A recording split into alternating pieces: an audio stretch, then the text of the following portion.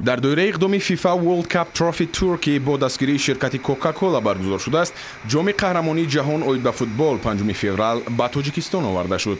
дар фурудгоҳи байналмилалии Душанбе намояндагони Федератсияи байналмилалии футбол ва ширкати Coca-Cola-ро ки ҷоми ҷаҳонии футболро ба Душанбе оварданд, президенти Федератсияи футболи Тоҷикистон, раиси шаҳри Душанбе муҳтарам Рустами Эмомалӣ истиқбол карданд.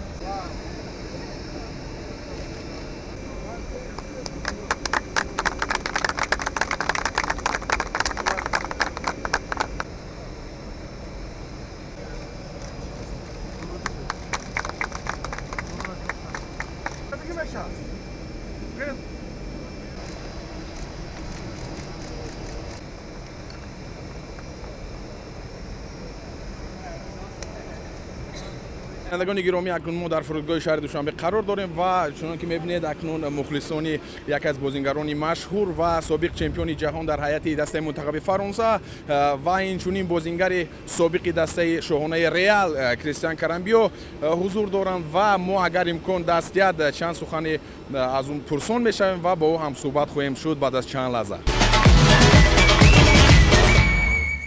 TV company of Safina. So دوستان عزیز بار دیگر میگم کریستیان کارامبیو هستند از در شهر دوشنبه قرار دارند و اوکی. سلام جناب کریستیان، چگونه احساس شما رو فرا گرفته است این حال؟ خیلی افتخارمندم که به تاجیکستان اومدم. میخواهم با مردم اینجا آشنایی پیدا کنم، از فرهنگ و مدنیت تاجیکان واقف گردم، چون میدونم 93% تاجیکستان رو کوه‌ها تشکیل میدهند و کشوری خیلی زیباست. بسیار میخواهم زودتر آش نوش جان نمایم. او خیلی خوب.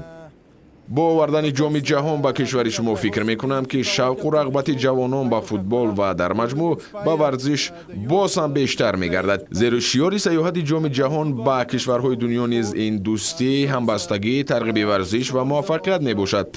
یعنی این معنی آن را دارد که هر یک جوان میتواند آرزوهای خود را عملی نماید اگر صدقاً سعی و کوشش نماید. خوب، هزارها مخلص بیرون از فرودگاه جام جهان و شما را انتظارند. چی گفتنی دارید به آنها؟ میخوام با آنها اظهار سپاس بیان نمایم. بینید که امروز چگونه هوای خوب و خوش و مساعد است برای این چاره بینی و آنها میتوانند با جام جهان عکس برداری نمایند. آنها این امکانیت را پیدا کردند و پیش از همه آنها به این عمل لایق هستند. Yes, of course. دوستان عزیز بار دیگر خاطر رسانیم کریستیان کارامبیو هستند در تاجیکستان باز واقع. Thank you very much. تشکر زیاد به شما. بار دیگر خوش آمدید به تاجیکستان. With the purpose to bringing World Cup to Tajikistan. As you know, today the delegation of FIFA and Coca-Cola received چون که به شما معلوم است امروز نمایندگان فیفا و شرکت کوکاکولا به تاجیکستان با همین طیاره مخصوص تشریف آوردند و البته که جام جهان اوید به فوتبال به تاجیکستان آورده شد. مخلصان اشدی تاجیک فکر میکنم به هدف خویش رسیدند. آنها اکنون این جام را از نزدیک میبینند و عکس میگیرند.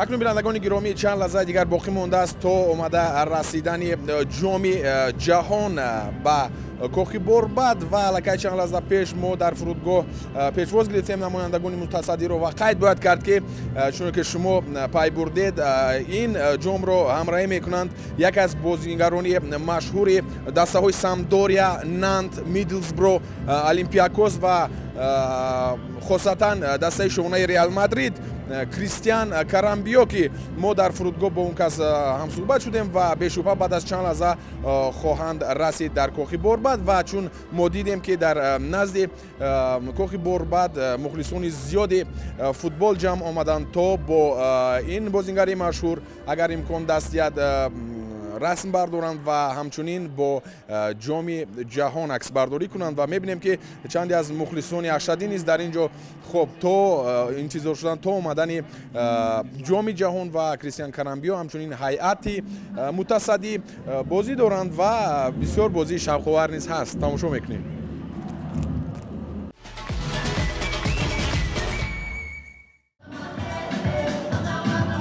بینندگان بینندگان گرامی، چون که گفتیم سرپرست کلی جام جهان در تاجیکستان که چون که بعد از چند لحظه تشریف خواهد آورد با یکی از فوتبال بازان مشهوری دسته‌های گوناگونی اروپا، گفتیم که سرپرست کل کوکاکولا، شرکت کوکاکولا است در دوشنبه و آن نفرانی که تشریف آوردن برای دیدن این جام یا خود عکس گرفتن برای همانها رایگان است و ما نیز از این امکانیت ثمرناک استفاده می‌بریم.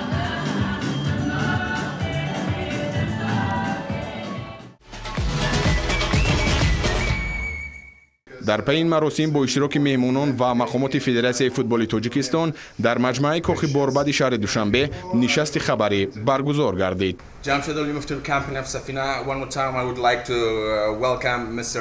میخوام پیش از همه شما جناب کرمبیو رو به تاجیکستان خوش آمدید گویم. فکر میکنم وقتی که اینجا آمدید با چشمان خود دیدید که چقدر مخلصان برای دیدن و عکس گرفتن با جام جهان و همچنین با شما آمدند. اولین سوال من این است که چون شما در دسته های مشهور اروپا خیلی موفق بودید و خیلی خوب نیز بازی کردید، میگفتید که اسرار موفقیت شما در چی بود؟ و سوال دومی من همین است که یک چند تا از سابق هم دسته های شما امروزها به حیث مربی فعالیت دارند و خیلی موفق نیز هستند و شما در آینده نزدیک چی نقشه دارید؟ تشکر. موفق شدن من یگان سری نداشت. اسرارش فقط این است که باید که شخص تمرین های پای در پای کرد، همچنین رعایت نمودن همه قاعده های جاری، البته احترام کردنی هم دسته ها و هیئت مربیان. در مورد سوال دوم، من الکی در باشگاه اولمپیاکوس فعالیت دارم و در آینده باز برای مربیگی این یا آن دسته داوطلبی کردن باید بیشتر آموزم.